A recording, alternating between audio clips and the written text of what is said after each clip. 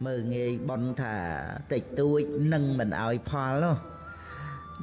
đôi tực sọ tọ tọ pin năng pin khom chăng ấy nè pra chứ xòm bon đó à po rật tệ thi rô po nhà sa thảo căng pệ à chuyện năng xong bay vẫn tích mà đong thôi bon nâng pin tới à po rật tệ po nhà nị bạ rồi lô cá smăng và tật tha hòn để pa nị đắng ông đây bon thằng lái chỉ ti pưng bỏ phụ sạt từក្នុងលោកខាងមុខ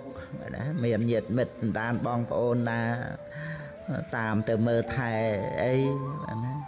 ចែកឋានទៅប៉ុន្តែ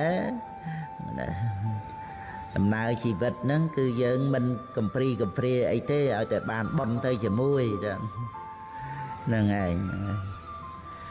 លាចាកលោកហ្នឹងទៅតាមធម្មតាធัวប៉ុន្តែយើងមានបន់នៅជាឧបនិស្សយបច្ច័យនៃអរិយមគ្គជាលោកតរៈនាំសម្បត្តិព្រះនិព្វានមកឲ្យអ្នកដែលបានសម្រេចអរិយមគ្គនឹងទៀតកាត់ផ្ដាច់នៅវត្តដាក់ទុកទៅសេចក្តីទុកហ្នឹងមិនបានកើតឡើងហ្នឹងឯងជាសម្បត្តិព្រះនិព្វាន